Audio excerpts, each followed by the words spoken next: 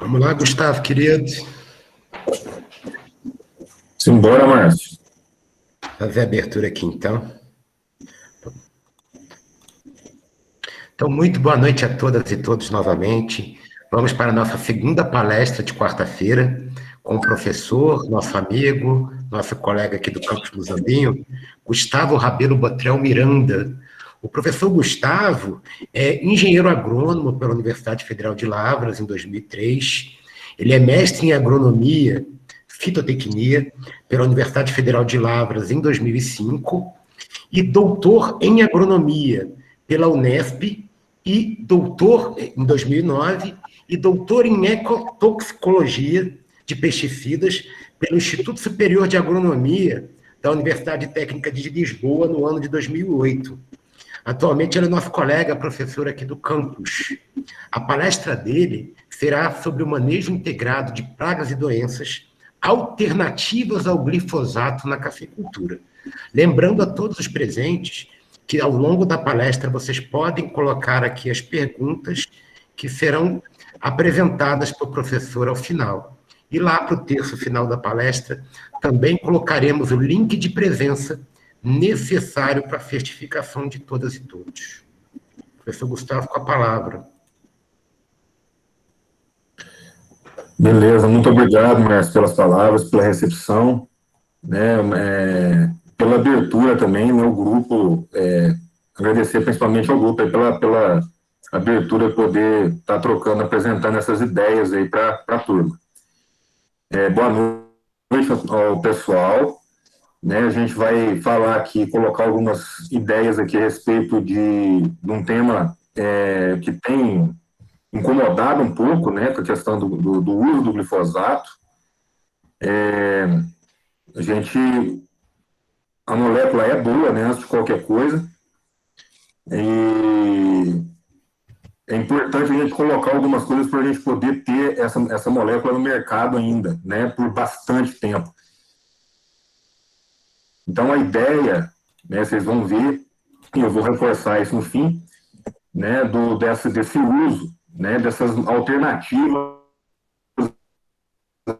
aí, IPD, ele é um pouco confuso, né? Todo mundo às vezes pode achar que é manejo integrado de pragas e doenças, mas na verdade é manejo integrado de plantas daninhas. No caso nosso, a agricultura seria manejo integrado de plantas invasoras, né?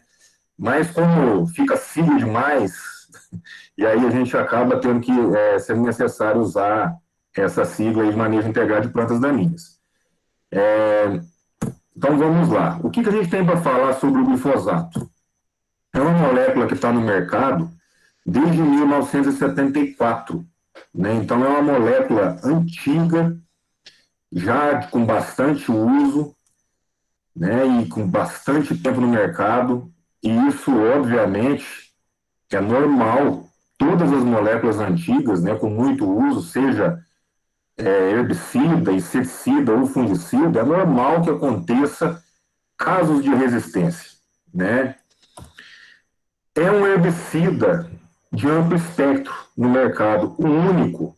Então, olha o tamanho da importância dessa molécula, né? Um herbicida que consegue controlar plantas daninhas de folha estreita e plantas daninhas de folha larga, né? Então, é a única no mercado que tem essa característica, né? De ser amplo espectro, conseguir controlar uma grande parte de plantas. Em função disso, imaginem o que seria a produção de alimentos na economia mundial, né? A gente conhece todo ano, né, em qualquer uso de agrotóxicos no mundo, 50% é o uso de herbicida numa produção agrícola, né? Os outros 50% é dividido lá entre 15% para inseticida e fungicida, e os outros 20% lá com adjuvante, né? Aí varia, né? Fica oscilando ali com questão de entre 15% e 20% é inseticida e fungicida, e sobra os outros 10% ou 15% para outros defensivos, né? Acaricida e tal.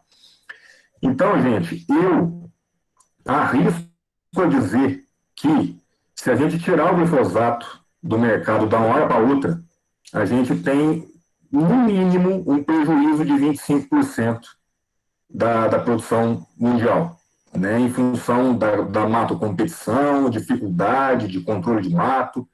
É um valor aí, em função dessa demanda que a gente tem aí de herbicidas especificamente. Eu acredito que o glifosato ele vai envolver diretamente no primeiro ano um risco aí potencial de pelo menos uns 25% aí do total, né?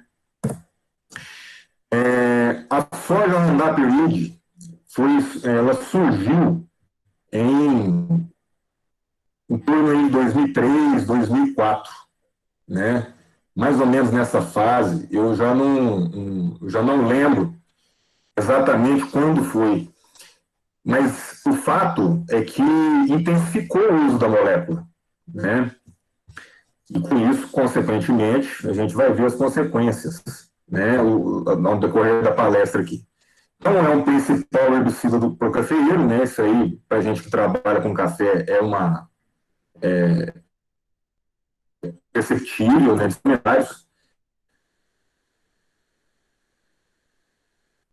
E, né, relato de presença dessa molécula em lençol freático e na sorção do solo. Principalmente, isso acontece principalmente pela característica do glifosato de ficar retida na absorção do solo, né, mas ela tem ainda uma característica de degradação relativamente rápida. Então, para que isso aconteça, o uso tem que ser muito frequente e constante, né? Então, é uma situação particular do uso excessivo, né? Ou do mau uso, vamos dizer assim, de qualquer molécula, né? Não só do glifosato. Aí vai ter mesmo, né? O ambiente ele vai acabar acumulando mais da molécula quando ela é muito usada com frequência, né? Consequência disso tudo, a gente acaba tendo resistência de várias espécies de plantas daninhas, e com isso a gente aumenta a responsabilidade do uso dessa molécula do glifosato durante as aplicações, né, com responsabilidade principalmente ao meio ambiente, e a importância, né, que a gente tem para poder manter essa molécula no mercado, é em buscar alternativas a esse controle químico, né? E essas alternativas, elas podem ser, como tema da palestra, dentro de um manejo, né, que é o que a gente chama de manejo integrado, ou mesmo em outras formas de controle químico, né? Então, é essa que é a ideia. Então, o que acontece aqui com questão a resistência ao glifosato? Em 2003, o que a gente observou? Que já começou a aparecer uma molécula, uma planta daninha já resistente ao glifosato, né? Que é o azevém. Depois começou com a buva, que são as conisas aí, a bonariensis e a canadensis, em 2005. Em 2010 apareceu a sumatrensis. Em 2008 o capim amargoso, né? Isso tudo, é lógico, são os primeiros relatos, né, gente? Depois o capim branco em 2014, e aí começou, realmente abriu a porteira para poder aparecer plantas daninhas com resistência, né? Então aí começou o amaranto palmero, que é uma planta exótica, né? Ela não é nativa do Brasil, entrou em 2015, pé de galinha em 2016, picão preto em 2019, caruru roxo em 2019, e em 2020, a última, que é o leiteiro, né? O pessoal conhece também como amendoim bravo. Um detalhe importante, gente, nisso aí, é que todas essas plantas se reproduzem exclusivamente com semente, né? Então, essas plantas que reproduzem com semente, a gente pode, né? O café é uma cultura privilegiada nesse sentido. A gente pode trabalhar um controle mecânico sem problema nenhum, né? Diferente de uma cultura anual. Eu vou comparar muito aqui com cultura anual. Milho já não dá para fazer isso enquanto a cultura está implantada, né? Não tem, impossível fazer, né? Então a gente tem essa vantagem no caso do café, né? Então esse manejo do controle mecânico, ele vem em vantagem a nosso favor na cafeicultura. Logicamente que a gente vai ter que desenvolver outros mecanismos para trabalhar no entre-planta, né? Então a gente vai falar sobre isso daqui a pouco também. Então aí a gente tem a trincha com a roçadora, com a roçadeira, né? Aí a gente tem outras plantas aí que não deixam de ser problemas, nunca foram controladas totalmente pelo glifosato, né? A corda de viola é uma planta que o glifosato controla ela bem se jovem, tem algum controle, mas a partir da hora que ela entra na parte reprodutiva, o glifosato tem uma dificuldade enorme em controlar ela, a corda de viola. E a trapoeraba já é uma planta que reproduz vegetativamente. E aí a gente já não consegue controlar com o uso de implemento, né? A gente vai acabar espalhando a trapoeraba. Então a gente tem que recorrer, no caso da trapoeraba, realmente ao controle químico, né? Assim como outras plantas também que infelizmente não têm resistência ao glifosato. Bom, então a gente eu separei aqui três principais plantas como alternativa, já que o assunto acaba sendo um pouco com risco de estender muito. Eu peguei com a melina, né, que é a trapoeraba, a buva e a Gitaria insulares, como o capim gengibre, que o pessoal conhece aí, como o capim amargoso. Então, no caso da trapoeraba, eu trouxe alguns trabalhos, né, para a gente poder apresentar para vocês aqui. E aí a gente começa para a Conilina bengalensis, trapoeraba, e aí a gente tem aqui, ó, o Rich, o Finale, o Aurora, o Filmezinho, o Malai.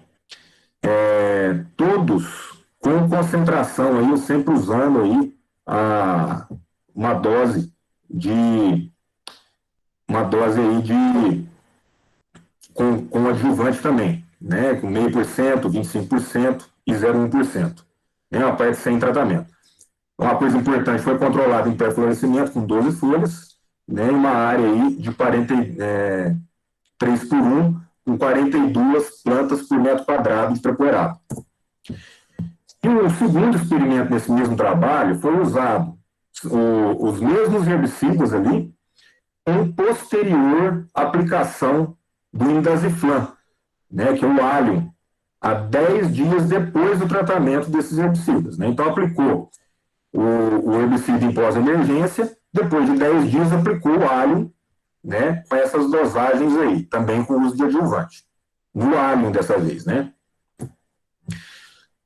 Pulverizador controlado com pressão constante, né, CO2, pressão de quase 30 PSI, 150 litros por hectare, né, 6 metros quadrados aí de cada área de planta, de parcela. Avaliou a porcentagem de eficácia do controle, né, e usou-se as estatísticas aí, TUC e TSF a 5%. O bico que foi usado é aquele amarelo, 110,02, né, que comumente é usado aí nas lavouras. Como resultado do primeiro trabalho, que era aplicado só em pós-emergência, foi observado que entre os tempos de avaliação, né, 7, 14 ou 21 dias aqui, não houve diferença para nenhum dos tratamentos. Né? Porém, entre os tratamentos, o RIT e o Flumizin foram superiores a todos os outros. Né?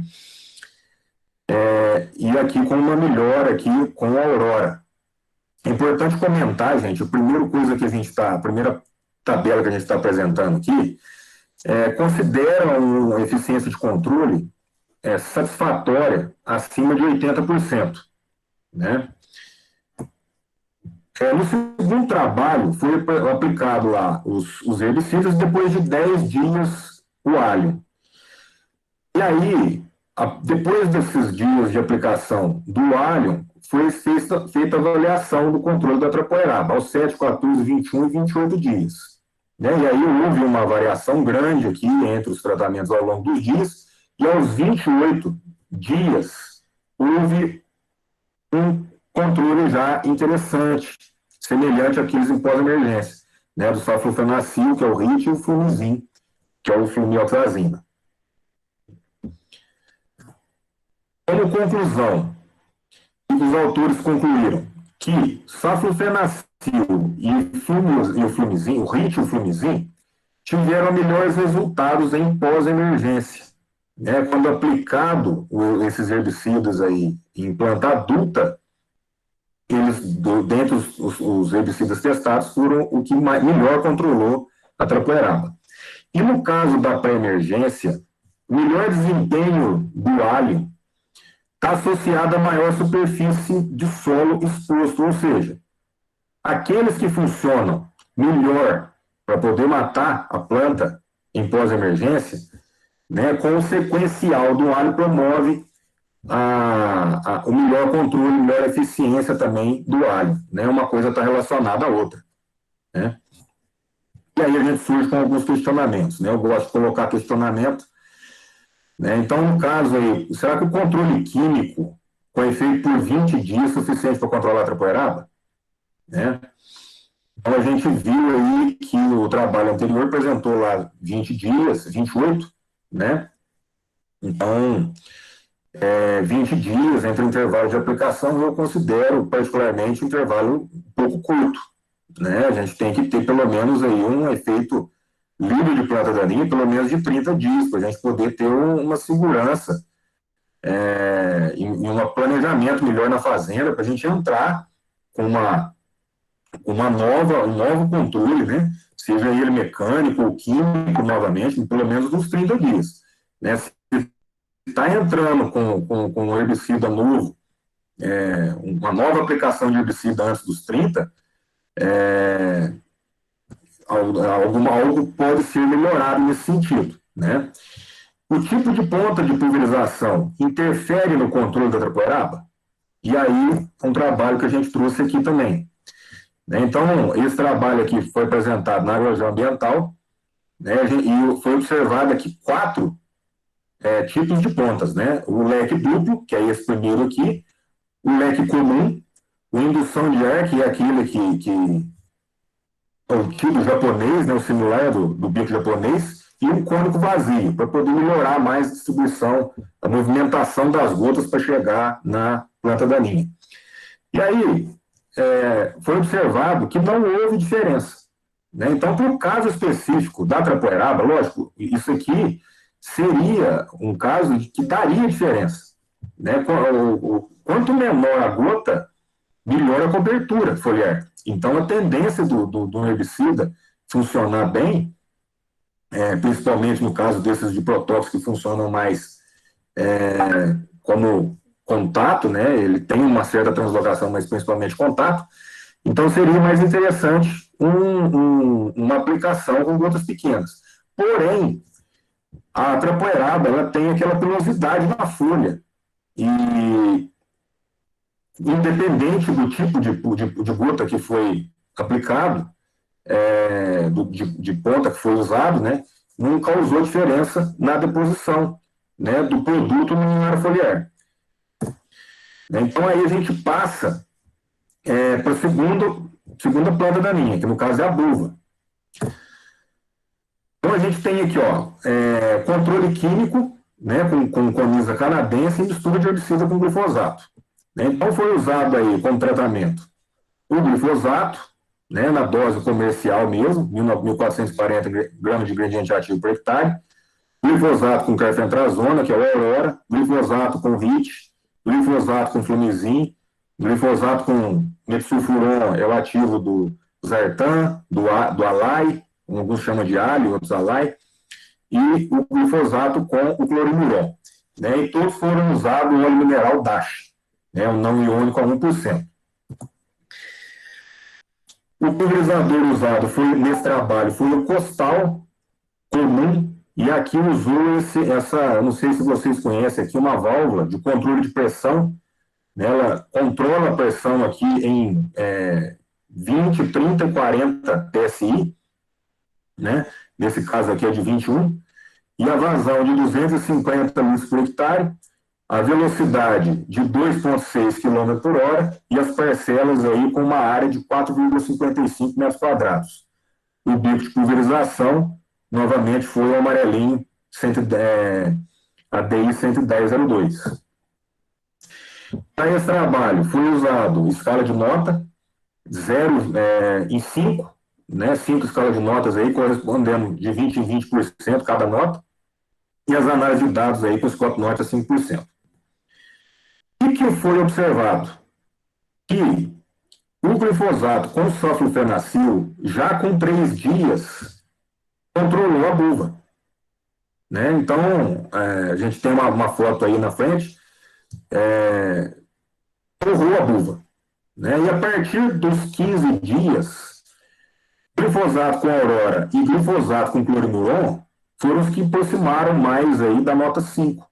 Né? Tiveram nota 4 e 4,75. E a partir daí, né, as duas aí foram oscilando até os 27 dias, onde foi perdendo seu efeito a partir daí. Né? Então, olha aí, ó, como estava a buva antes da aplicação, aqui a foto da pulverização, aqui a área experimental, né, feita, e aqui o efeito do glifosato com sulfenacil aos 3 dias de pulverização. Detalhe que não foi feito roçada, né? Vocês estão vendo aí que não foi feito roçada. E foi aplicado aí com 3 dias de aplicação, aquela altura ali mesmo do bico de pulverização.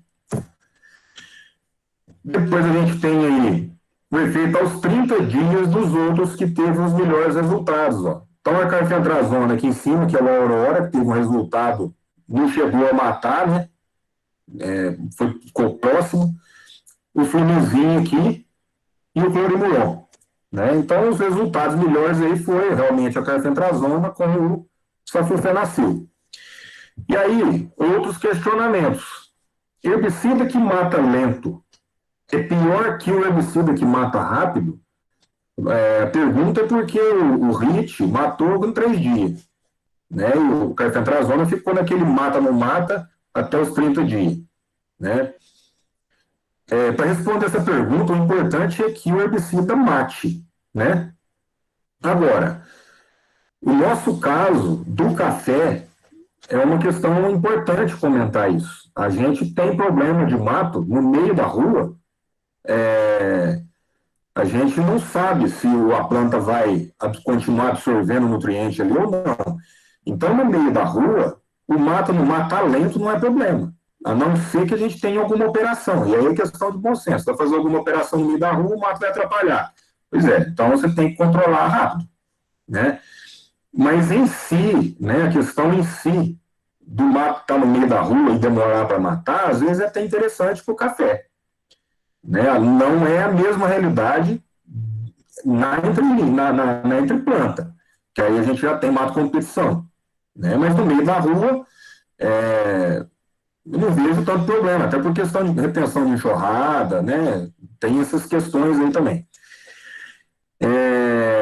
O segundo posicionamento aí, será que para controle da buva, a mistura de tanque do glifosato com esses protóxicos aí, né, carfentrazona, sulfenacil, é suficiente? A gente vai falar sobre isso aí daqui a pouco.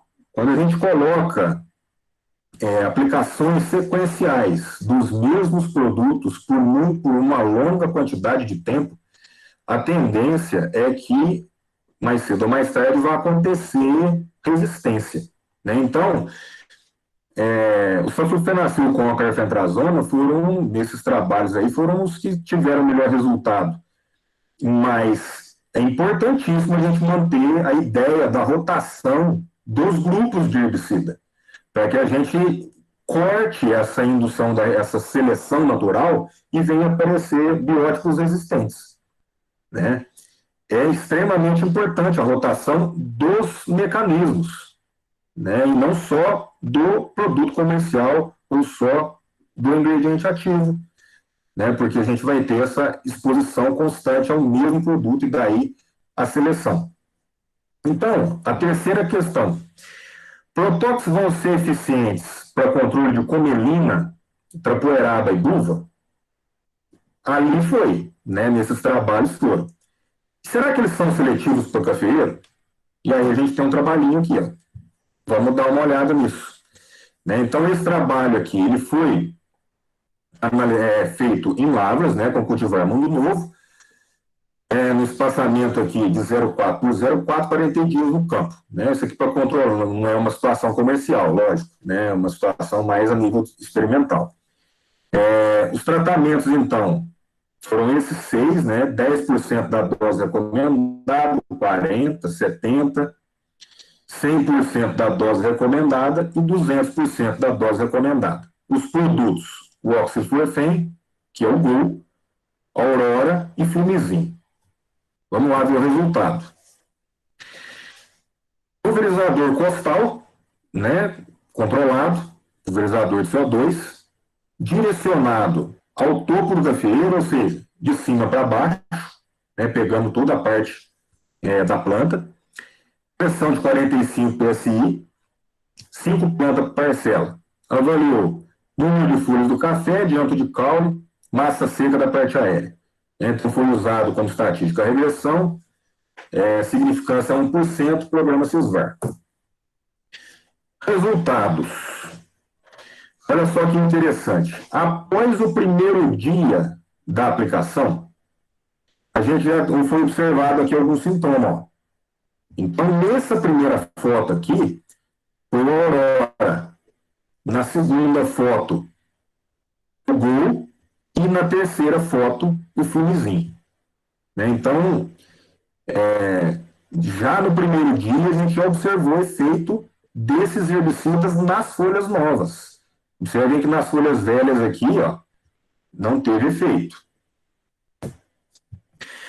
Ao final de 25 dias, né? Por que 25 dias? Porque é o tempo suficiente para formar um par de folha novo. Né? Então, olha, observem bem o resultado. Ó.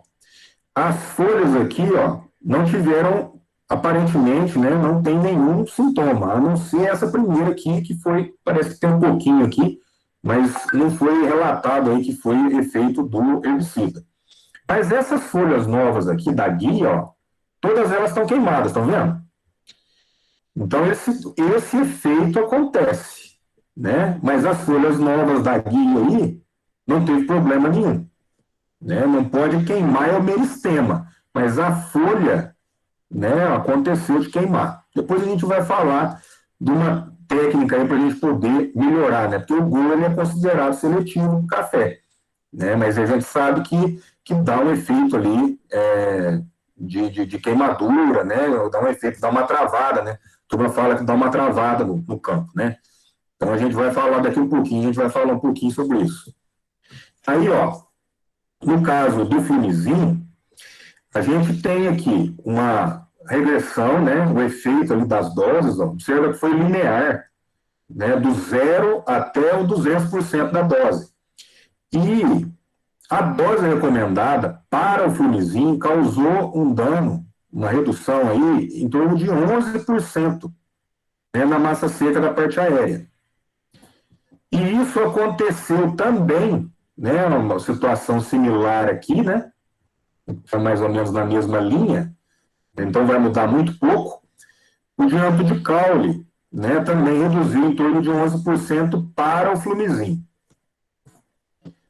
O que observou de conclusão para esse trabalho? Que o GOL e o Aurora não prejudicaram o crescimento das plantas de cafeeiro para esse trabalho. E os sintomas observados de fitotoxicidade foram queimaduras e manchas verdes escuras, né, que é o normal de acontecer, né, de sintoma. E aí chegou a hora. Então, o que significa? Protóxicos são seletivos para cafeiro? Né, todos. Né, a gente viu o efeito de 3 aí. Né, então, o flumizinho tem um pouquinho de dano, né, prejudica um pouquinho. Mas os outros dois foram considerados, né, seletivos. Existe uma melhor forma de aplicação desses protóxicos, já que nesse trabalho eles foram aplicados sempre no topo da planta? Existe alguma forma para a gente melhorar essa aplicação desses herbicidas no glifosato e torná-los aí com uma característica ainda melhor, mais eficiente? Existe. Né? Então a gente tem aqui, ó, as técnicas de aplicação, né? No caso de barra de pulverização, foi feito assim, ó, pulverização em cima.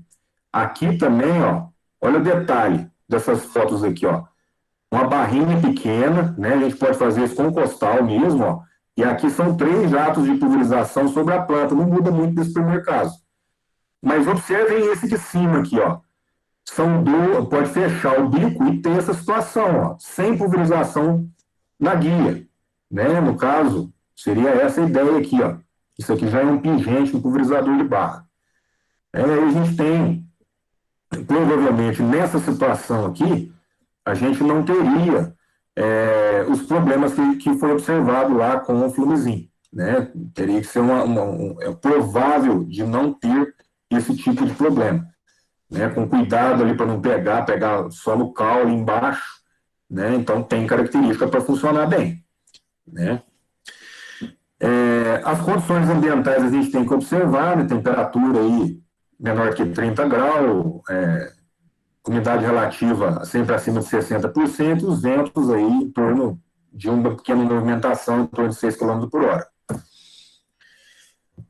Passando para a última planta da linha, capim amargoso, né? Então a gente tem aí um novo trabalho.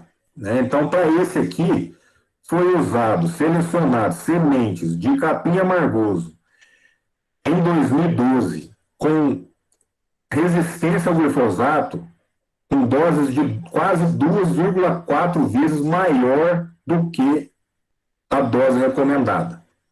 E aí usou-se lá em casa de vegetação, com base de 3 litros, areia silt e argila, né, mistura, e foi montado 2 experimentos. Isso é importante, ó, falando exatamente da ideia de época, de idade da planta para controlar o capim amargoso. Né? 4 folhas e 4 perfilhos. Né? Então, olha lá. Eu não sei se todo mundo sabe, né, a gente tem 3 moléculas de glifosato. O glifosato original é esse aqui, ó, de cima, isopropilamina, que é o sal, né, que faz a molécula do glifosato. Tem o sal de amônio e tem o sal de potássio.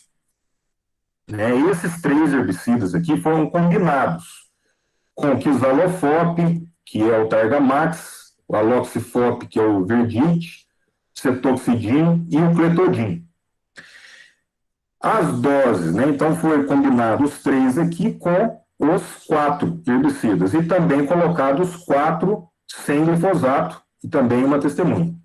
As doses, como foi 2 experimentos, as doses de glifosato estão aqui, ó, a essa esquerda, né? Para o primeiro experimento e para o segundo experimento a dose de glifosato aqui, ó. Então, observem que para o glifosato original aumentou essa dose de 2 para 3, do primeiro para o segundo experimento. Dos graminicidas, todos também foram iguais, ó. 0,5, 0,5, o Quizalofop para o Aloxifop. E aqui, os DINs, né, o Cetoxidin e o Cletodin, aumentou um pouquinho lá, ó, do primeiro para o segundo experimento, né, para controlar já com o perfil. Ok? Muito bem. Ambiente, né, para poder fazer esse controle aí. Foi usada uma aplicação com bico 8002, né, 50 centímetros do alvo, pressão de 40 psi, volume de calda 200 litros por hectare. E aí vamos aos resultados. No primeiro experimento, 4 folhas, olha o que aconteceu. Aos 28 dias, né, que é o importante, no final, ver o resultado final depois de 30 dias, a gente teve eficiência em todos acima de 95%. Olha só, teve um aqui acima de 90%, que é o glifosato com cletodin, mas ainda está aceitável, né? Aqui, o sal de amônio e o sal de potássio, sozinho, não controlaram, mesmo em planta nova, glifosato puro. Agora, o glifosato original, olha lá, quase 100% de controle para planta nova, hein? Para planta nova. Importante foi reforçar isso. A redução da biomassa, né? O que é essa biomassa aí? O que reduziu de desenvolvimento, de acúmulo de massa vegetal da planta daninha, né? Então, reduziu aqui, ó, que na verdade é um efeito prático, né? Um efeito real, né? Redução da biomassa. Então, olha só, todos teve resultados próximos aqui, superiores a 90%. O piorzinho foi o sal de potássio com 89,3%, um pouquinho a menos que 90%. Quer dizer que não está de todo ruim, né? Visualmente não foi tão bom, né? Mas se analisar a redução da biomassa aqui, é um resultado interessante, né? Talvez precisaria aí conduzir isso aqui por mais 7 dias para saber se isso daqui iria realmente converter no efeito visual melhor do que isso observado aqui em 28 dias. Mas existe uma expectativa boa com questão a isso, né? Olha só o que aconteceu no segundo experimento. Com 3 a 4 perfil, vamos lá aos 28 dias de novo, né, que é o finalzinho do experimento. A gente tem uma situação contrária. O que está circulado de vermelho aqui é o resultado que foi interessante, ó. Acima de 90%. Foi significativamente diferente dos demais. Né? Esse aqui é um A, né? Esse AB aqui está errado. É um Azinho só que tem que estar aí. 91,3. Se 91 é A, 91,3 não pode ser AB, né? Então é A. Então esses dois aqui controlaram glifosato com Quizalofop, sal de potássio e sal de amônio. Exatamente, aí começou a complicar tudo, né? Porque se esses sais não era bom para controlar sozinho, agora misturou com Quizalofop e ficou bom para controlar depois que tem perfil. Bom, enfim, é uma situação que eu fico imaginando na questão da gestão da fazenda, né? Você está lá para comprar produto, aí você tem que colocar, começar a procurar produto para poder controlar, então quer dizer que aquilo já começa a ficar, ter que comprar demais, procurar demais e tal. Acho que existe solução mais prática para isso, né? Eu acho que é o que a gente tem que procurar para o produtor, mas por questão de informação está aí. A redução da biomassa não foi nenhuma, lá, chegou próximo a 80%, tudo menor. Então, mesmo essa que teve um efeito visual aqui de 90%, ó, não teve lá próximo nem de 90%, né, de 80% lá da redução da biomassa fresca. Então, né, tem alguma coisa que precisa ser melhorada nessa questão aí, né.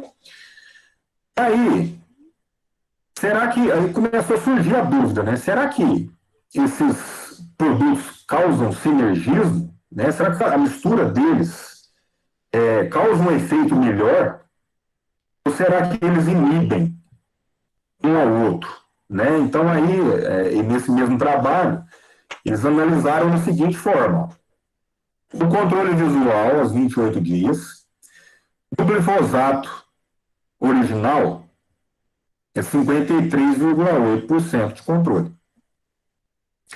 O Kizolofope é 82,5%. Então, aplicando essa fórmula aqui, ele tem que ter um efeito esperado de 92%. Isso é o que se espera quando você mistura esse efeito, 53,8, com 82,5. O efeito de 92. E o que aconteceu na realidade? 78,8% de eficiência. Então, esse efeito é antagônico, né? Uma molécula inibiu o efeito da outra e não teve o efeito que gostaria que tivesse. Isso aconteceu na maior parte, ó. Na maior parte, tudo isso aqui que eu fiz questão de colocar aqui desse lado para poder mostrar. A maior parte dessa tabela aqui aconteceu esse antagonismo. O que está para cá que eu coloquei aqui, ó? São só 4 misturas aqui, ó. Por um acaso com sal de amônio, né? Sal de amônio aqui, o que é esse efeito? Não foi significativo, ó. Nenhuma, MS é não significativo. Então, esse efeito foi aditivo. Né? Independe. Né? Ele independe, não interferiu em nada. Então, para esse caso aqui, o glifosato, sal de amônio misturado com os herbicidas aí, do grupo acecease, né, que são esses aqui, inibidores de acecease, eles tendem a não ter um efeito antagônico, tendem a ser aditivo, né? E aí observou, fez isso aqui também para redução da biomassa e observou antagonismo em tudo. Quer dizer que caiu por terra o efeito visual, a redução da biomassa, né, mostrou aqui que é tudo antagônico, né? Vamos seguir. O que esses autores aconselharam, né? Então, para a capinha margosa em pleno desenvolvimento vegetativo, sugeriu-se que fosse usado herbicida de contato também, não só o herbicida inibidor de acecease, mas também o herbicida de contato, glifosato, mistura de tanque, né? Roçagem anterior à aplicação, como eu tinha falado no comecinho da apresentação, né? O uso de implemento mecânico, controle mecânico, né, para inibir essa questão do desenvolvimento, do surgimento de espécies resistentes ou tolerantes ao glifosato, né? E aplicações sequenciais. Né? No caso da aplicação sequencial, seria a utilização, né, seria a aplicação aí várias vezes dos mesmos produtos em sequência para poder zerar aquele desenvolvimento daquela planta naquele momento. Eu, particularmente, gosto mais das duas primeiras, né? Eu acredito que na hora que você acaba aplicando muitos produtos aí em sequência, você acaba formando uma pressão de seleção, né? Então, em algum momento, é interessante a gente usar algum herbicida para quebrar isso, para evitar essa formação, essa seleção de bióticos existentes aí, de plantas existentes, né? Então, ele atribuiu essas três situações aí como estratégia fundamental para evitar que ocorra seleção de plantas com resistência múltipla, né? A resistência múltipla é quando você tem resistência, uma planta, uma espécie de planta resistente a mais de um grupo de herbicida. Né? Então, a resistência múltipla que ele se refere aqui são os inibidores de ACCase, que são todos esses herbicidas que foram testados nesse trabalho aí, né? Os aloxifop, o cletodin, que é o Verdite, o Targamax, né? São todos, o próprio cletodin, o fusilade, são todos produtos inibidores de ACCase. Né? E os inibidores do MPS-PS, que é o glifosato, o Roundup propriamente dito. Né? Então, para quebrar a resistência desses dois propriamente dito. E aí você toma um exemplo do que já aconteceu, né? Que é a resistência das plantas de azevém, que é aquela primeira que eu mostrei lá, né? Que foi resistente em 2003. Então, como conclusão desse trabalho, todas as misturas foram eficazes para o controle das plantas jovens de capim amargoso. O sal de isopropilamina, o Roundup original, é superior que as demais moléculas, o sal de amônio e o sal de potássio, para controle das plantas jovens. Isonofop, que é o Targamax, e o glifosato, sal de amônio ou potássio, foram os melhores resultados para plantas adultas. Né? A gente viu isso lá. Né? Ainda critiquei ainda o resultado, né? Questão da praticidade disso numa gestão de uma fazenda. E sinergismo, né, que é o efeito, uma molécula ativa uma planta na outra, né, isso aconteceu em planta jovem.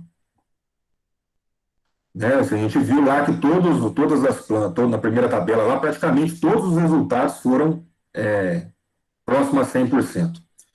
E os efeitos foram antagônicos para plantas adultas. As misturas causaram efeito antagônico nas plantas adultas e sinérgico em planta jovem. Então, o que a gente propõe?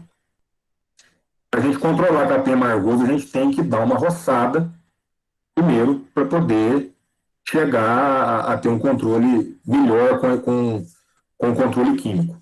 Né? Então, como questionamento aí, será que a mistura de tanque do glifosato e inibidor de ACCase é o melhor caminho para o controle de capim amargoso? Será que o manejo de rotação de herbicida do inibidor de ACCase com glifosato em alta dosagem será o melhor caminho? E aí essa terceira pergunta é justamente para abrir resolução desses dois primeiros questionamentos aí.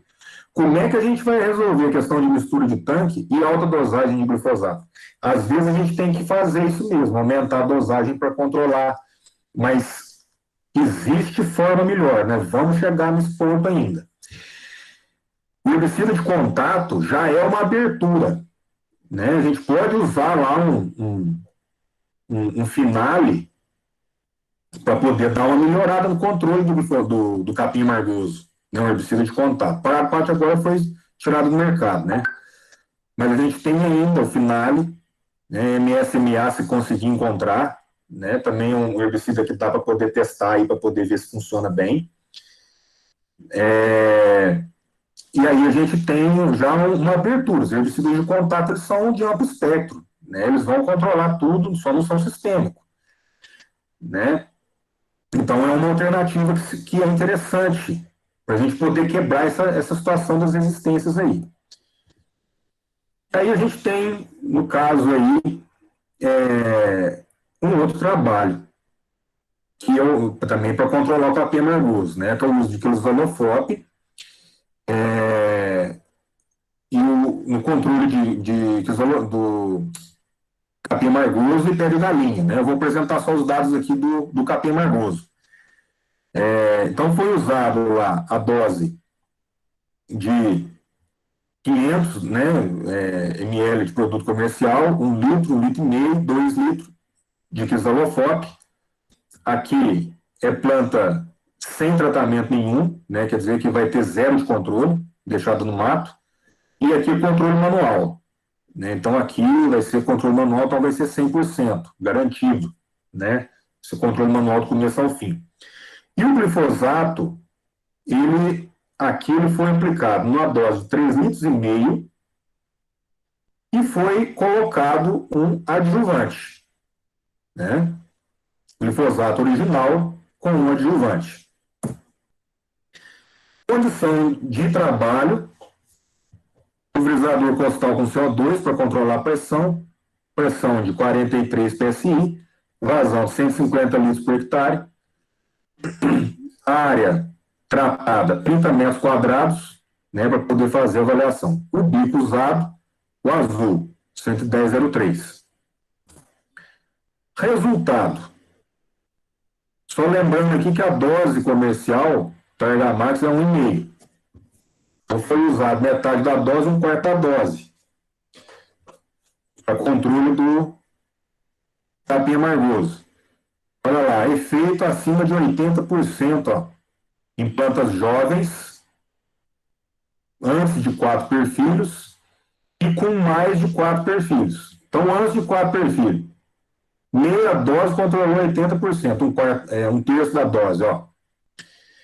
O efeito melhor foi aqui com 2 litros. Mas observem só a dose comercial, está acima de 85 também, ó. Embora não seja lá lógico, 2 foi suficiente, não foi melhor, mas acima de 85% também é interessante. Quando a planta ficou mais velha, acima de 4 perfilhos, olha o resultado.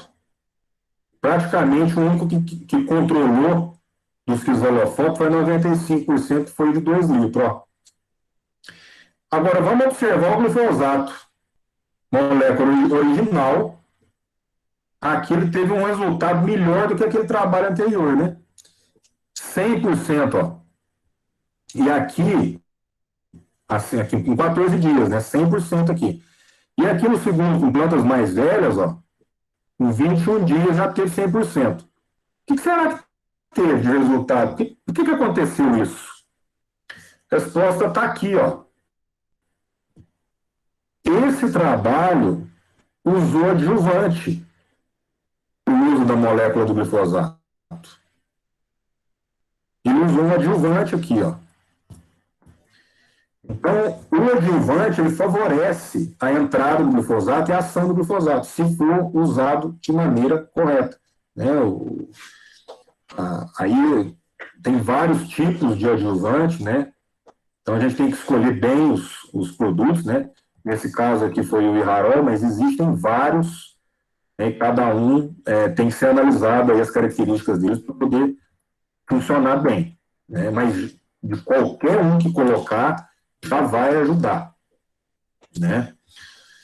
Como conclusão, a dosagem de 2 litros de Kizalofoc controla plantas de capim amargoso adulto aos 28 dias. As dosagens de 1,5 litro controlaram plantas jovens de capim amargoso. É o que a gente viu ali. E o Kizalofoc é seletivo para cafeeiro. Eles concluíram isso no trabalho. E aí, questionamento. Todos os inibidores de ACCase são seletivos ao cafeeiro? Até qual dosagem os inibidores de ACCase vão ser seletivos em cafeeiro? Então, a gente tem um trabalhinho aqui para poder responder essas duas perguntas. Procurar, pelo menos, responder.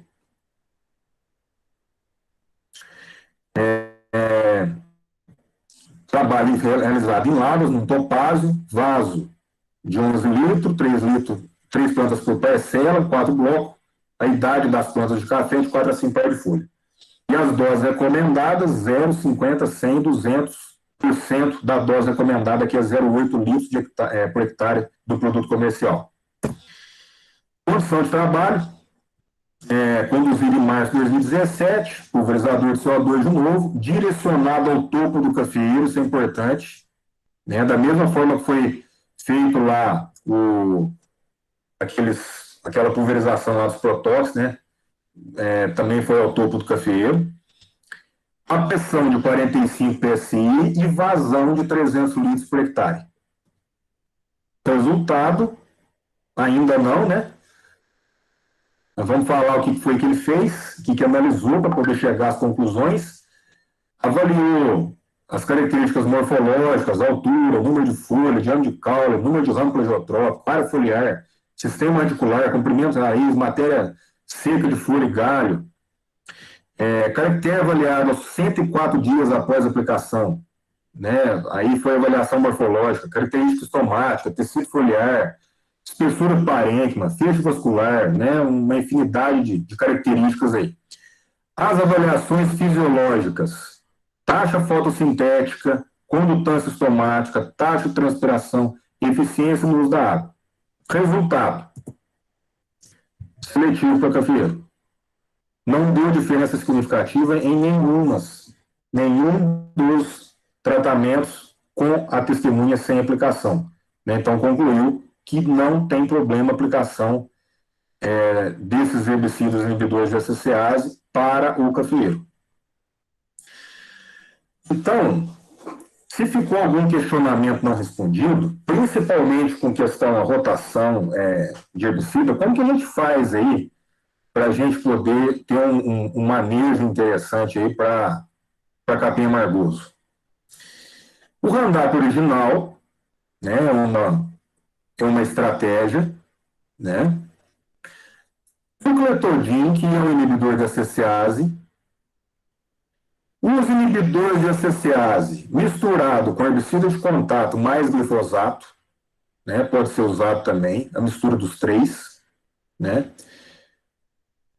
A mistura dos FOPs, né, de herbicidas aí, aloxifop, quizalofop, né, como estratégia também, pode ser usado.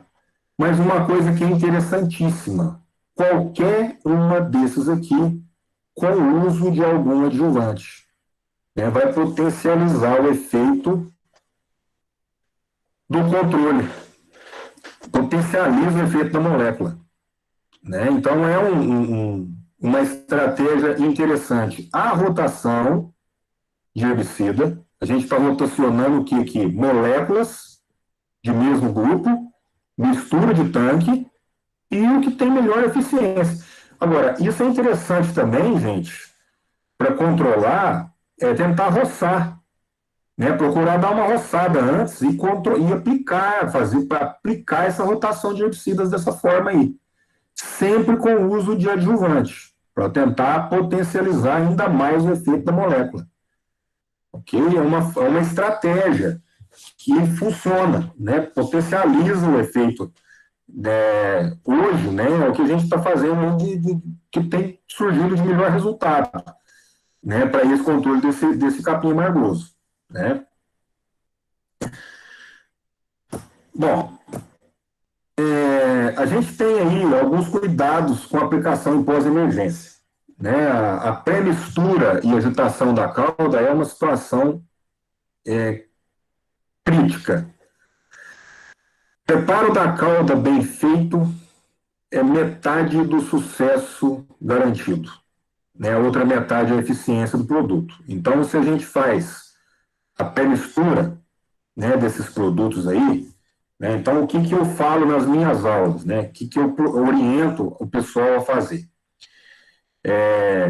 O básico, pegar o produto, colocar lá, pegar o tanque de pulverização, meio tanque de pulverização, pega um produto que vai ser aplicado, que vai ser colocado dentro do tanque, coloca dentro de um balde de 20 litros e agita ele ali, mistura ele e tal, sem a mão, óbvio, né, com qualquer coisa ali que não tenha contato com exposição e tudo.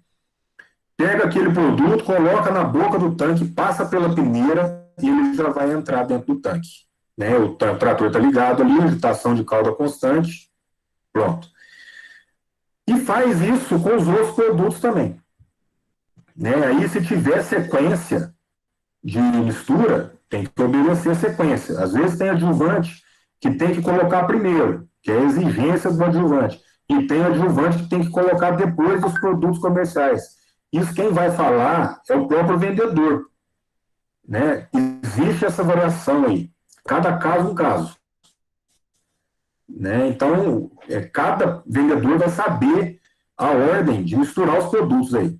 Né? Então, respeita essa ordem de mistura e façam a pré-mistura.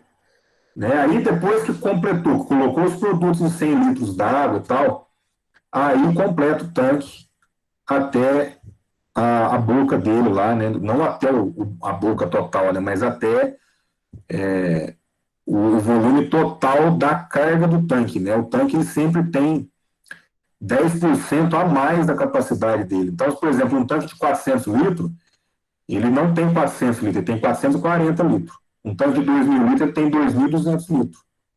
Por isso que sempre sobra, termina de fazer a pulverização, sempre sobra um pouquinho lá no fundo do tanque, é por conta disso aí.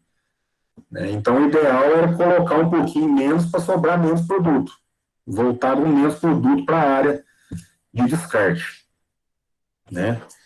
Então, aí, aqui uma outra recomendação aí com questão a esses herbicidas pré-emergentes e sistêmicos aqui, é uma recomendação, uma técnica de aplicação que pode ser recomendada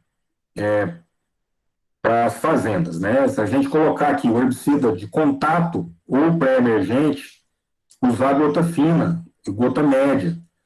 Né? Geralmente a gente vai ter isso com bicos de tipo leque ou cônico. Né? E bicos de gotas grossas, né? Recomendado aí para herbicida sistêmico, e a gente vai usar principalmente os leques, aí, os de indução de ar. Né? Seriam as situações aí que a gente tem como uma recomendação básica para pulverização aí de herbicida.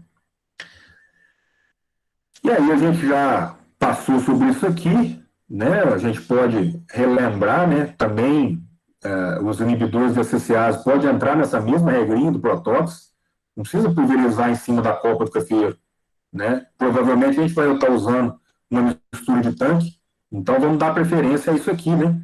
A pulverizar mais na subcopa, né? É uma estratégia também que pode ser usada.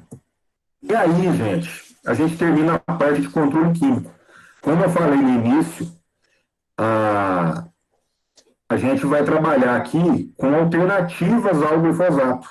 Né? Então, a gente tem alternativas químicas e alternativas de manejo. E aí, alternativa de manejo, a gente vai ter um controle físico com mulching, que é uma tecnologia nova que está sendo usada, e um controle cultural com uma braquiária. Né? Vamos falar um pouquinho dessas alternativas aí. Então, a gente tem um trabalho sendo desenvolvido lá em parceria com a Cochupé, com a Braskem, a Agriforte Empresa Júnior, né? Lá na Fazenda Experimental em Guaxupé, né? O Centro de Validação Tecnológica do Instituto Federal, que é a aplicação do mulching plástico na implantação do cafeeiro. Então, aqui, olha, a gente fez plantou o café, né, no espaçamento, né, 3,5 por 0,7, e aí depois vem com filme plástico em cima e corta o plástico na base da planta de café, né, como está aqui, ó. Aí a gente puxa a planta para cima. E aí a gente tem que tomar cuidado depois ali, né, para não quebrar a planta e tudo. Planta que já foi colocada mais velha, quebrou algumas, né, tem que ser plantas muda de 6 meses, né, planta de 1 ano a gente tem problema. Então, se for usar isso aí, tem que fazer com muda nova. Né, usou lá o catuai amarelo e a C62. Aqui detalhe, né, de como que está o experimento lá, o trabalho montado ali. E aí a gente tem o mulching prata e o mulching branco, com largura de 1,2 e 1,4 para cada um, e uma testemunha sem o mulching. A gente tem aí um total de 14 plantas sendo avaliadas, né, no meio aqui, que seriam essas daqui. O que a gente está avaliando? A altura de planta, diâmetro de caule, diâmetro de copa, número de ramo plagiotrópico e a clorofila. Resultado, como a gente plantou em janeiro de 2019, em março de 2019, a gente já teve uma diferençazinha aqui, ó. O diâmetro de caule no plástico branco foi superior que os outros. Todos os outros. O resto das características foram todas iguais. Depois, em clorofila, em março de 2019, crescimento de junho de 2019, clorofila em junho de 2019 e clorofila em setembro de 2019, nada deu diferença. Em setembro de 2019 apareceu esse resultado aqui, ó. Número de ramos por planta. Todos que tinham mulching sobressaíram aqui sobre sem mulching. O resto, tudo igual. Numericamente, né, você pode ver alguma relação aqui com a questão de altura, né, uma diferençazinha aí e tal, mas não foi significativo. Em setembro de 2020, né, o ano passado, todo o resto ali foi tudo não significativo, para trás. Setembro de 2020, observamos aqui diâmetro de caule, né, diferença. Número de plagiotrópico, pouca coisa, não deu diferença significativa, numericamente alguma coisa e tal, mas esse aí é o resultado. Então aí, mais foto aí para poder ver, né? Em 2019, o efeito de plantio, né? Essas duas fotos aqui. Em 2020, em março de 2020, olha como estava as plantas com mulching, aqui, e as plantas sem mulching. Bom, o que a gente pode estar pensando? O que isso tem a ver com o glifosato? Né? Uma coisa que vocês podem estar perguntando aí. O glifosato é uma alternativa para o controle de planta daninha. Né? Então, na entrelinha, se a gente tem um plástico entre planta, a gente não vai ter menos mato competição, né, com a planta, com a cultura. Né? Então, isso aqui seria um manejo alternativo aí na linha da planta do café. Né? Então, o interessante aqui dessa foto aqui seria essa situação aqui, né? A testemunha, embora não tenha dado essa diferença significativa, né, ela não está com o mesmo vigor das outras duas, embora não tenha dado diferença significativa. Uma pergunta que o pessoal pode perguntar aí, né, pode questionar, é como que é feita a adubação. Aí tem gente que levanta o plástico e faz a adubação embaixo. Tem gente que fura o plástico e faz a adubação de um lado e do outro, que é o que a gente fez nesse trabalho lá. E aí agora, em 2021, em maio, semana passada, isso aqui é a foto de como que está lá. Ó. Então, aqui é a testemunha, né? Então, já foi feita a colheita, vou apresentar os dados da colheita. Aqui a gente tem o plástico de 1,2, vocês observam que aqui já está rasgado, ó. E aqui também, mesma parcela. Outra parcela. Bom, enfim. Não, é outra parcela. Ó. Aqui é o branco 1,2 e aqui é o prata 1,2. E aí o resultado da colheita. Né? A gente teve uma produção de 20,5 litros por parcela, né, dentro daquelas 14 plantas, de valor médio.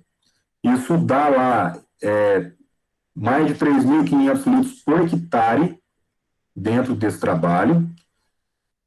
A média, média dos tratamentos com mulching, né, isso foi um valor aí que, a grosso modo, né, a gente ainda não rodou estatística, mas é um valor grosseiro, né, mas para poder apresentar aqui como curiosidade. E aqui a gente teve um valor de 3,5 litros por parcela, 603 litros por hectare, dentro de condições de espaçamento que a gente tem ali, né? Então, essa foi uma primeira produção que a gente tem. E aí, o custo. O que a gente tem de custo real? Né? A gente teve o custo de material, né, do Malchung com 1,2, ó, 1.600. A mão de obra, como vocês viram, foi a braçal, sem uso de implemento agrícola, 6.870 por hectare. Os materiais insumos aqui do Malchung 1,4 ficou um pouco maior, né, por causa da largura do Malchung. 0,46 o custo por metro que saiu na época. Aqui, no caso, o custo convencional por mensalista, a gente considerou a hora trabalhada como, se eu não estiver enganado, 4,5 reais a hora, e aqui na empreita o dobro, que deu 8, alguma coisa aí, por isso essa diferença da mão de obra aqui. Né? Com questão de administração de fazenda, tudo, a gente sabe que várias realidades aí, né? Às vezes compensa até fazer empreita, pagando mais caro, enfim. Mas são valores aí na forma como a gente analisou, né? E aí o custo total estimado que a gente tem e o custo total na formação. O que chegou a gerar ali?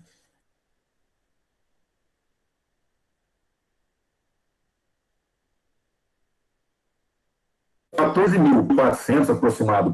Um convencional mensalista, quase 9 de custo, e um pouco mais de 12 aí para empreita. Só que na produção, a gente teve um valor estimado em torno de 4.450. Né? Então, vai chegar num valor aí bem próximo, né, dos gastos aí, né, do mensalista, nesse caso aí. O que eu posso dizer a respeito disso aí? A gente tem um uso de mão de obra, né? Então, essa mão de obra ela foi gasto de uma forma mais intensificada. O uso de implementos agrícolas melhora a lucratividade, né? Obviamente. E outro ponto que tem que analisar também é com questão ao segundo ano de produção. Né? O ano que vem vai ser o pulo do gato. Né? A gente vai ter uma condição aí de apresentar um resultado melhor com questão a isso. Mas o que a gente tem visto a respeito é que quem usa está entusiasmado, né? E está vendo resultado tal, e enfim, né? Bahia, Espírito Santo, o pessoal está usando muito isso em Conilon e está gostando muito dos resultados. Aqui também na região começou a aparecer alguma coisa, mas é isso aí. Eu prefiro ser um pouco mais pé no chão, não recomendar uma coisa com mais segurança, mas é uma técnica promissora que tem que ser refinada com as formas que vai ser trabalhada. Então, o sucesso da técnica depende do implemento agrícola, né, que tem que ter um alto rendimento, e comprovada eficiência agronômica, né, com pelo menos 2 anos aí de produção, né, independente de quais situações venham a acontecer. Né.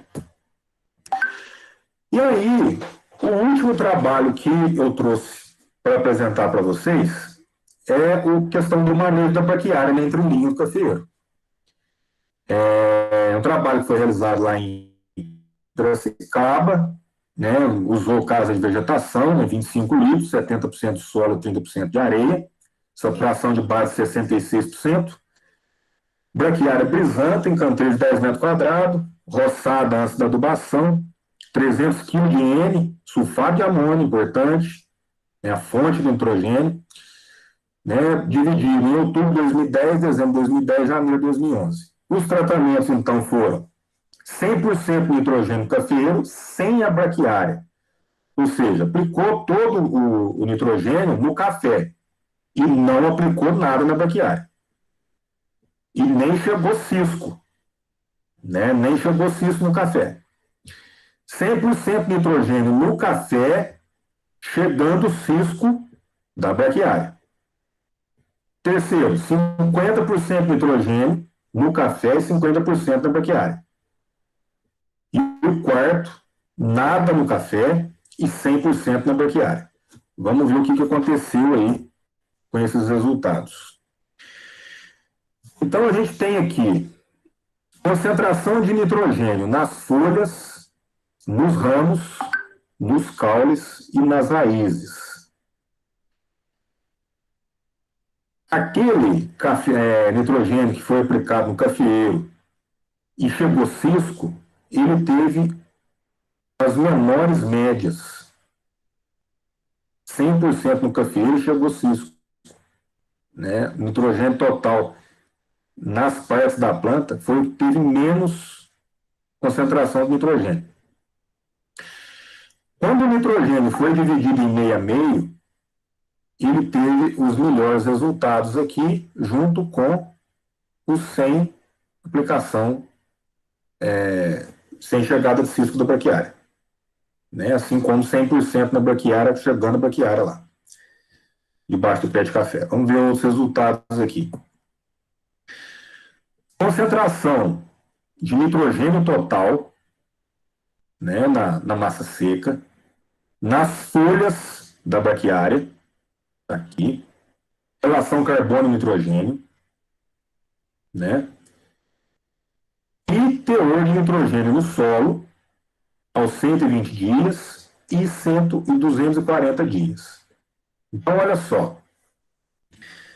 Na braquiária, nitrogênio, aqui não faz diferença, né? Não faz sentido, né? Porque não chegou cisco na braquiária, no café. Mas o resíduo na braquiária, aqui, chegando cisco, 14,5, né? 50%, 50%, 22,5, 100% na braquiária, 36,5. Mas a relação carbono-nitrogênio, ó, muito alta quando não tem nitrogênio aplicado na braquiária. Isso desacelera a decomposição da braquiária e, consequentemente, a disponibilidade de nitrogênio. Né? Então, aqui, a gente vai ver o resultado mais adiante ali. Então, essa relação carbono-nitrogênio aqui, ó, ela vai interferir lá no final na decomposição da palhada e, consequentemente, na disponibilização do nitrogênio para a planta do café. Né? E aí vamos observar o solo, o que aconteceu com o solo? Né? A gente vai ter nitrogênio em menor quantidade nesse segundo tratamento aí, ó, onde a gente chegou cisco, uma lavoura que foi 100% adubada, e aquela parte lá onde teve 50% com a chegada de cisco, a gente teve um valor um pouquinho maior, né, do nitrogênio no solo, mesmo em 240 dias após aplicar as adubações aí, e manejo da braquiária. Vamos lá. Então, agora a braquiária em decomposição. Massa seca nas folhas, ramos, caule, raiz e total do cafeeiro. Então, tudo isso aqui é café, ó. Massa seca de folha, né? Aqui foi maior, né? Massa seca de ramo, né? Foi igual, ó. Esse primeiro aqui foi piorzinho. Depois, massa seca de caule, né? Quando você aplicou mais na braquiária, teve mais nitrogênio no caule do café. Quando você aplicou também, repetiu esse resultado na raiz, e no total, todos aqueles que foram aplicados aí teve chegada de cisco, né, teve mais massa seca no café, total. Porém, a decomposição remanescente no experimento, ó, aqui foi menor, tá vendo? Então significa que decompôs mais na braquiária. Então significa que esses dois aqui estão disponibilizando mais para o cafeeiro, em torno de 20%, ó. É 20% isso aqui, ó. E esse aqui reteve uma decomposição mais lenta. Área foliar, número de folha, taxa de crescimento em altura, jump de caule para cafeeiro no final do experimento. Área foliar, né, nesses dois primeiros aqui foram menores, né, depois isso aconteceu também no jump de caule, né, esse é o resultado, e também no número de folha. Né, taxa de crescimento em altura de planta foi semelhante. O único que foi bom em tudo aqui foi 50%, 50%, né? Olha lá.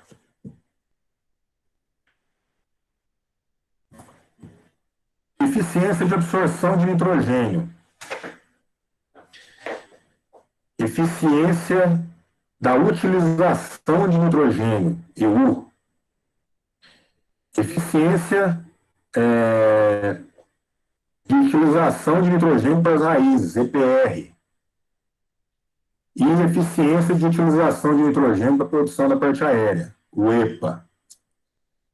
Né? Então a gente teve aqui o único de novo que apareceu A em tudo, teve os melhores resultados, de novo foi esse 50%, 50%. Né? Então é um manejo interessante, né, para a gente poder analisar aí. Como conclusão nesse trabalho, a adição de resíduo da braquiária adubada com nitrogênio, independente da dose, nutre adequadamente o cafeeiro quanto às necessidades de nitrogênio. A adição de resíduo da forrageira não adubada com nitrogênio favorece a imobilização do nitrogênio no solo e reduz a concentração de nitrogênio foliar no cafeeiro. Então, é aquela situação que a gente tinha comentado, né? A relação carbono-nitrogênio, ela interfere no resultado final da decomposição. Né? Então, quanto maior a decomposição, melhor vai ser o cafeeiro. Lógico que tem que ser associado também à chegada de cisco. Né? Assim foi o resultado que foi apresentado nesse trabalho aqui. E aí um questionamento. A braquiária, ela é alopática, isso é um fato. Será que ela vai funcionar como supressora de outras daninhas? Eu acredito que sim. Se a gente colocar braquiária no meio da rua, a gente tem problema com capim amargoso, e semeia braquiária no meio da rua, vai chegar um determinado momento que essa braquiária, se ela desenvolver bem, ela vai suprimir o desenvolvimento do capim amargoso. O capim amargoso ele vai continuar lá, mas ele vai sofrer com a presença da braquiária, justamente por causa da questão alopática. Então, olha bem, gente, é um manejo interessante, ó. Para a gente poder, de repente, e não só o capim amargoso, outras plantas também, né? Então, é um manejo que pode ser usado dentro de uma fazenda. Né? A gente vai diminuir aí o uso do glifosato. Obviamente, a gente vai usar menos, mas a gente vai ter essa molécula por mais tempo sendo vendida. Vai ter condição de aplicar o glifosato pelo menos uma vez para controlar a braquiária, né? Não vai ficar com ela, atravessar anos aí mesmo porque tem a colheita, né? E ela vai atrapalhar na colheita. Então, é uma condição de manejo, né? Que a gente pode pensar em desenvolver. E aí, para a gente chegar no final, né? Qual será o melhor manejo alternativo ao glifosato? Químico, se for controle químico, protóxido, ACCase, glifosato. A gente vai ter que observar a técnica de aplicação. Será que vai ser o mecânico? O mecânico a gente tem que ver se vai funcionar bem ver o tipo da planta, né, se a planta tiver propagação vegetativa ou não. O mulching é uma técnica interessante, promissora, ainda tem que responder algumas dúvidas, né, mas quem está no mercado aí, planta absurdo com mulching irrigado, né, no sul da Bahia, esse dia chegou um vídeo para mim lá com isso,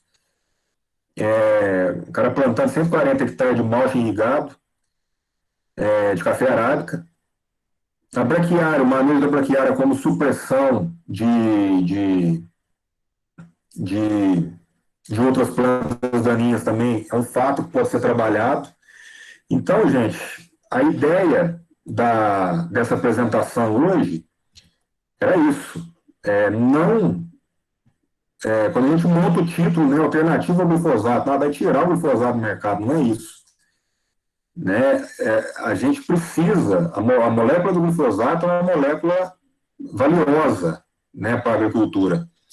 Ela tem uma importância enorme na produção de alimentos do mundo, né? É incontestável isso. Mas a gente precisa desenvolver técnicas que complementam a ação do glifosato para controlar as plantas daninhas que a gente tem no mercado hoje, que a gente tem na agricultura hoje, né? No mercado a gente tem outros herbicidas.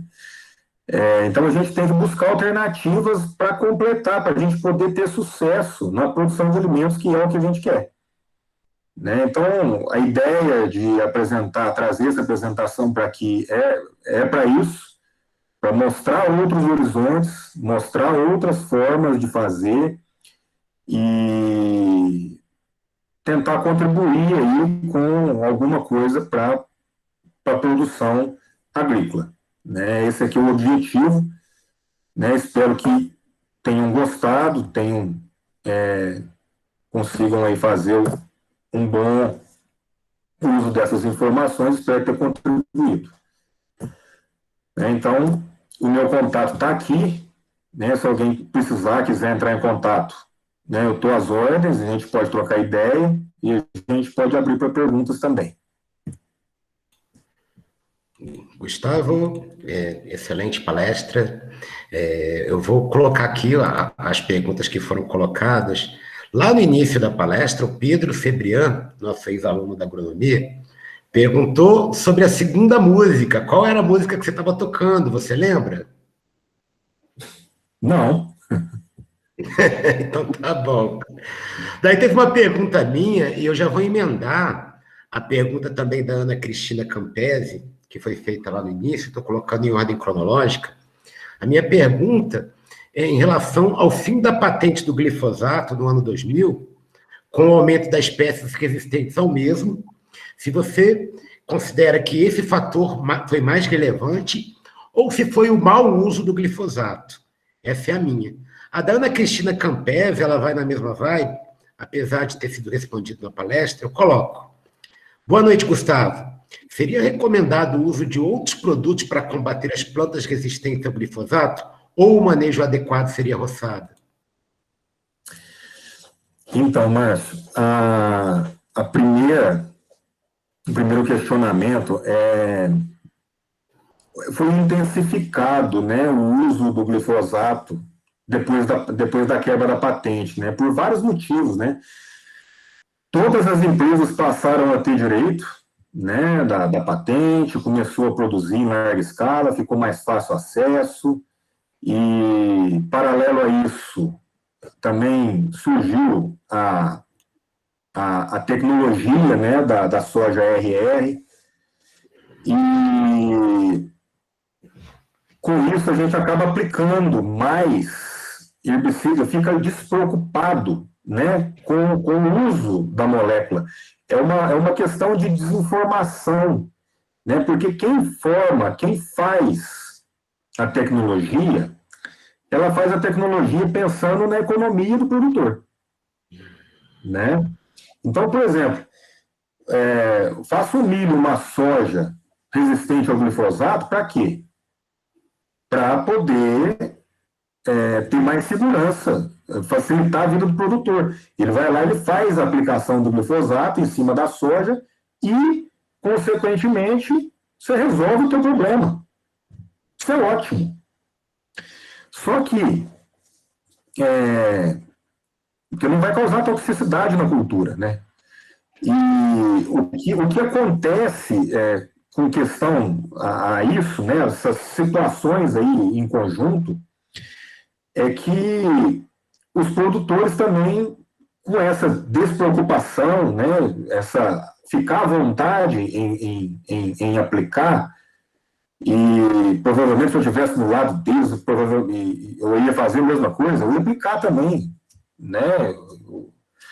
Essa informação ela chega depois para a gente, né? Então, se a gente tivesse tido algum manejo, algum planejamento para não aplicar só glifosato nas fazendas, fazer uma rotação de cultura resistente com não resistente, provavelmente a gente teria uma, uma programação aí, teria menos problemas de resistência hoje, ou teria postergado um pouco mais. Né? Na época, o pessoal pegava soja transgênica, milho transgênico e plantava em cima, todo ano. Tira a soja transgênica, põe milho transgênico e com isso a pressão de seleção aumenta muito, né? Então, essa é a minha hipótese. Mas mesmo assim, a gente vê que outras plantas daninhas com outros tipos de herbicida são mais rápidos para ter resistência. Né? O glifosato apareceu lá, 3 plantas ainda na mesma década 2000, né? 2000, 2010, e foi intensificar a partir de 2014, praticamente 10 anos depois do uso, né? Então, eu acredito que todo esse conjunto da obra aí favoreceu o surgimento dessas plantas daninhas aí. Agora, com questão à segunda pergunta, eu me perdi. Você pode repetir?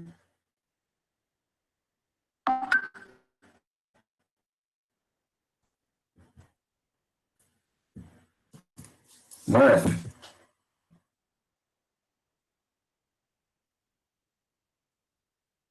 Uai, acho que aconteceu. Márcio? Aproveitar para tomar uma água. Tá fechado o microfone. Desculpa, minha internet caiu aqui, eu peço desculpa a todos, não sei como, nunca tinha acontecido. Gustavo, eu vou emendar aqui as perguntas. Não, peço faz desculpa a todos. Faz o seguinte, pode repetir a segunda pergunta? A segunda pergunta da Ana, né? Márcio, quer que eu faça as perguntas? Não, deu certo aqui já, Luciana. Deu certo. Ah, tá. Você anotou? Não. Tá, mas eu vou fazendo aqui. Então, se cair, eu mando para o WhatsApp. Tá. A Ana Cristina tinha perguntado, Gustavo, se seria recomendado o uso de outros produtos para combater as plantas resistentes ao glifosato, algo que você abordou do meio para frente da palestra. Ou o manejo adequado seria a roçada? Eu acredito que todas, né? Todas as alternativas que a gente puder colocar, todas são válidas, inclusive o uso do próprio glifosato, né? Quando couber. Né? Então, por exemplo, o glifosato vamos citar o exemplo do capim margoso. O glifosato controla o capim margoso. Depende da fase em que está o capim margoso. E depende se a gente vai ter, por exemplo, um adjuvante ideal para poder somar a molécula do glifosato. Então, é uma estratégia também. Assim como o controle mecânico, como outras, como a rotação de herbicida, que é a melhor forma, né? Ótimo. O Rodrigo de Almeida Machado pergunta a eficiência de uma aplicação única de glifosato com HIT com Alion, se isso diminui a eficiência. A eficiência de uma aplicação única de glifosato, HIT e Alion. Então, lá naquele trabalho, ele não foi feito como aplicação única, né? Ele foi feito uma aplicação de uma mistura, e depois de 10 em pós-emergência, e depois de 10 dias da aplicação em pós-emergência, foi aplicado o Allium. E aí a gente teve um resultado interessante lá no final de 28 dias, né, com o RIT e com a Aurora, né, mas no final de 28 dias, né, nessa sucessão de aplicação aí. Né, não foi aplicado junto, porque o Allium, ele precisa chegar no solo. Quando eu tenho uma vegetação, se eu aplicar o Allium, ele não vai chegar no solo, ele precisa estar livre de planta daninha para ele poder chegar no solo. Se eu tiver com uma cobertura morta, na verdade isso é qualquer pré-emergente. O Allium, como ele é um pré-emergente, ele precisa chegar no solo. Se tem cobertura, né, planta viva ali, ele não vai chegar. Então, ele precisa ter um efeito ali de limpeza da área para a gente poder aplicar com segurança e fazer o efeito que precisa fazer. O Karen Neri, ele está presente ainda na live, ele pode formular a pergunta melhor, é que ele fez a pergunta dentro de um contexto, às 9h30 da noite, quando estávamos com 20 minutos de palestra. Ele pergunta se o Trinexapac etil seria uma alternativa. Se o Karen Neri quiser abrir o microfone aí para perguntar em qual contexto, seria uma alternativa. Trinexapac é o quê? Eu não conheço a molécula. Trinexapac etil. O que ele tá presente aí. Você quer perguntar, Karen? Você não conhece a molécula, Gustavo? Não, mas a gente está na internet, né? Aqui. Porque também falta o contexto aqui, né? Porque ele fez a pergunta no contexto de uma fala que aconteceu às 9h30. Ele pode abrir o microfone na hora que quiser, eu vou passar para a próxima. Bom, é o seguinte, eu achei a molécula aqui, mas eu vou ter que dar uma olhadinha nela. Se a pessoa quiser entrar em contato comigo depois para a gente poder trocar uma ideia, está à disposição. Mas eu vou ficar devendo essa aqui. Gustavo, eu sou solidário porque o mundo da tua especialidade é de uma complexidade absurda, pelo tanto de moléculas que tem disponível, né? Então, eu sou solidário à tua especialidade. O nosso colega Paulo Sérgio de Souza pergunta da relação do pH da água na eficiência do glifosato. Muito bom, Paulo. pH do glifosato ele funciona melhor em pH ácido, né? Ele tem uma ação ali muito interessante com pH em torno de 4, 4,5, às vezes até menos, né? Ele naturalmente ele já tem um adjuvante que vai reduzir o pH e provavelmente um redutor de pH pode potencializar ainda mais a molécula. Eu não conheço trabalho específico a respeito, mas é uma linha interessante de ser analisada. Eu não tenho essa resposta de bate-pronto, mas é uma possibilidade muito interessante de vir funcionar para mim. Muito bom, obrigado. Eu já tive uma evidência empírica já, Gustavo. Um ex-aluno meu, que é meu afilhado de casamento, perdeu uma lavoura de milho inteira de pH alcalino de água. Perdeu a lavoura inteira. O Rosimar Souza Goulart, ele pergunta se a eficiência dos herbicidas podem variar pela ocasião da época de aplicação, em função como fatores como umidade do solo e desenvolvimento da erva daninha. Pode sim. A umidade do solo, principalmente no caso de herbicida sistêmico, a gente aqui tem uma situação mais favorável, né? Mas a partir da hora que a gente entra para um clima mais seco, isso vai se tornando cada vez mais crítico, né? O clima ameno do sul de Minas favorece muito a aplicação de herbicida, mas a partir da hora que a gente entra no centro-oeste, o clima passa a ser mais seco, mais quente, a gente começa a ter problema, principalmente com pH, porque altera com a temperatura, né? Então a água do local altera e começa a potencializar molécula, começa a inativar a molécula por questão do pH, e acontece essa situação que o Márcio falou também aí de matar a lavoura, aí começa a complicar. né? E a umidade do solo para herbicida sistêmico é extremamente importante para poder fazer o herbicida translocar na planta. Se tem seiva movimentando, tem mobilidade do herbicida. Eu entendo que a segunda pergunta do Rosimar também foi respondida quando você respondeu a pergunta do nosso colega Paulo. Ele pergunta sobre a qualidade da água utilizada no preparo da calda. Então, eu acho que já podemos considerar como respondida, né? Não, Novamente, Rodrigo. não, peraí. Diga. Aí eu acho que ele está pensando na água dura. Se a gente tem o glifosato, se você pega uma água não mais suja, ela vai inativar a molécula do glifosato, né? Então, Independente do pH. E aí vai ter, consequentemente, altera o pH também, mas não é só por isso, ela vai ter areia, argila, silt, e isso neutraliza a molécula do glifosato. Tem gente que usa até esse tipo de água para poder lavar o tanque, né, para inativar o tanque e colocar outro herbicida no local. Já caminhando para as últimas, nós temos aqui duas perguntas do Rodrigo, de Almeida Machado. Ele pergunta inicialmente se há algum estudo com relação à utilização prolongada e contínua do Alion na linha do café. E ele pergunta se o Kizalofop tem registro para café. O Kizalofop, eu olhei a bula dele, eu não vi registro para café. Né? Eu olhei uma bula essa semana dele, eu não vi registro. Mas eu olhei no Targamax. Eu acho que eu vou recomendar um site para poder tirar dúvida, porque são muitos produtos, né?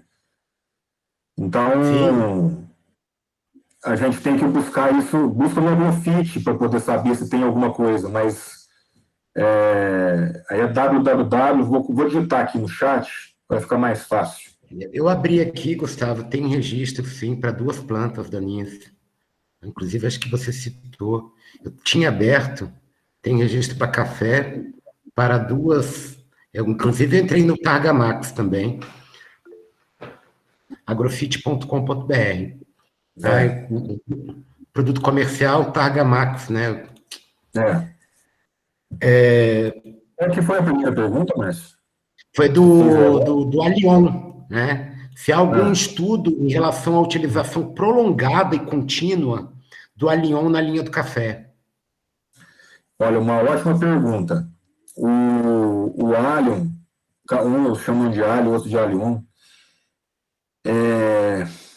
O Alion é um produto novo, né?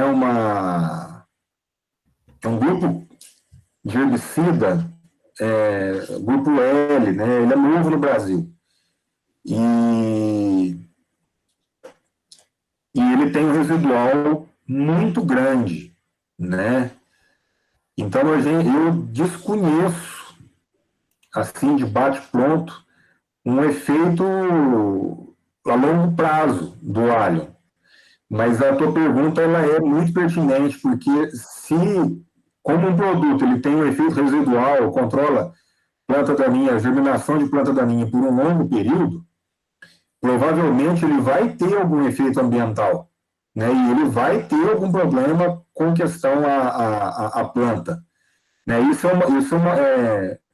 Eu estou indo pela lógica, né? Eu não estou indo pela ciência, eu estou indo pela indução. Né? Induz-se a acreditar que sim, né? Mas precisa ter uma pesquisa para poder comprovar. Né? Não sei se eu respondi a tua pergunta, mas é lógico, a dúvida paira no ar, né? Mas eu acredito que vai ter algum problema, sim. Então, por isso, a gente tem que pensar em pulverizar e usar essa molécula com mais responsabilidade, intercalar, fazer rotação de herbicida para tentar diminuir, em algum momento, o efeito predominante da molécula. Né? Ainda mais em café, a gente tem benefício de planta daninha no meio da linha de café. Né? Então, por exemplo, na pós-colheita, é interessante a gente ter ali um desenvolvimento de planta daninha para a gente poder minimizar a erosão, né? Até fornecer matéria orgânica. A gente viu manejo aqui de braquiária, né? Então é uma situação que é interessante a gente pensar em trabalhar também, né? Não só o químico a todo momento e a todo custo, né? O café é fácil para isso, né? Bom para isso. Cultura anual já é outra história. Botrel, o Cleberson Cordeiro Araújo pergunta, na sua opinião, qual o melhor herbicida para o controle de mato de folha estreita e larga, próximo à planta ou debaixo da folhagem do café, com idade de 1 a 3 anos? Olha, eu tenho uma hipótese de misturar o ACCase com Protox, sabe? Eu tenho essa hipótese para poder funcionar, sabe? Colocar lá esses herbicidas, todos que a gente apresentou aqui, pelo próprio contexto das plantas daninhas, né? Todas aquelas plantas que eu apresentei no início, elas são controladas aí com esses herbicidas. Então, mas isso precisa ser comprovado, tem que ser mais refinado, né? Mas eu acredito que a mistura do Protox com a CCase entre plantas, né? No lugar ali onde tem a mato competição. Mas eu não tenho um trabalho próprio. Eu estou aprofundando nessa linha. Eu vou responder daqui uns dias, se Deus quiser. E as duas últimas perguntas, Botrel, são sobre mulching, que você apresentou ao final da palestra. O mulching, a primeira de Ana Cristina Campese, ela pergunta se o mulching não prejudica a planta quando a absorção de água, principalmente em período de seca mais forte. Ana Cristina pergunta. Já emendando o tema mulching, Karen Neri... Senão daqui a pouco eu te pergunto de novo. Não foi muito bem de memória, né? Essa é a Ana Cristina, né, que perguntou primeiro aí. Sim. Ô, Ana,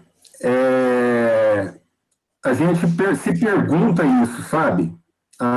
O que acontece com a água no solo quando a gente coloca um plástico em cima? A gente está observando, a gente sabe que a dificuldade que tem da água chegar é a mesma que tem dela sair. Né? Então, se a gente colocar o plástico e a água conseguir entrar por algum momento no solo, ao que parece, não tem problema com questão de seca. Muito pelo contrário, o que a gente viu o ano passado, a gente tem um problema grave de seca e tem uma produção bem potencial para esse ano. Né? E esse ano a gente até foi privilegiado com esse trabalho, porque esse ano parece que está desenhando uma seca prolongada também. Né? A gente tem um efeito de El Niño aí e tal. Então pode ser que tenha uma seca prolongada.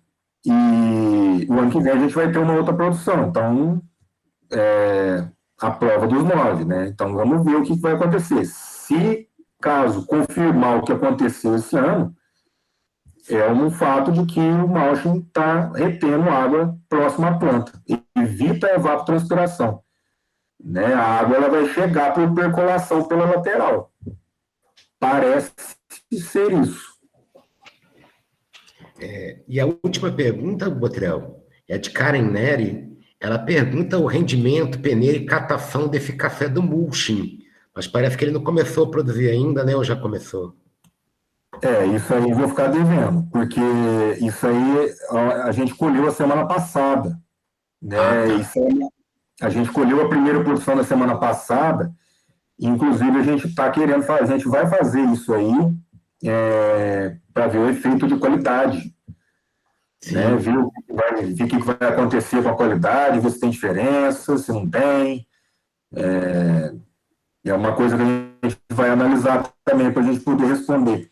Não era o foco, mas a gente vai fazer isso porque está no jeito de fazer, né? Está pronto, então não vamos perder viagem, não. Já foi um experimento significativamente caro, dispendioso de trabalho, né? Então, assim, acabaram as perguntas. Eu gostaria de agradecer a palestra do professor Botrel, nosso colega de trabalho, e a presença dos 34 guerreiros que ficaram até o final, que agora já são 32. E amanhã tem mais, né? Os links vão circular pelos grupos. Luciana está aqui presente, se quiser fazer uma fala, Luciana. Até abrir aqui. Márcio, da mesma forma, agradecer, viu, Gustavo, pela palestra, excelente palestra para todos nós. Agradecer a presença de todos e contar com vocês amanhã, novamente, para as palestras do dia de amanhã. Amanhã nós vamos falar de irrigação e de meio ambiente, tá? Então, nós esperamos todos vocês. Eu que agradeço, Luciano, pela oportunidade aí da gente poder contribuir com o evento, também trocar uma ideia com o pessoal aí. Com certeza, Obrigado Gustavo. pela abertura. O grupo muito bom. Obrigado pela abertura também. Imagina, nós te agradecemos. Interrompe a gravação aí, Botrel. Boa noite, pessoal. Até amanhã. Boa noite, Boa noite. Luciana. Um abraço.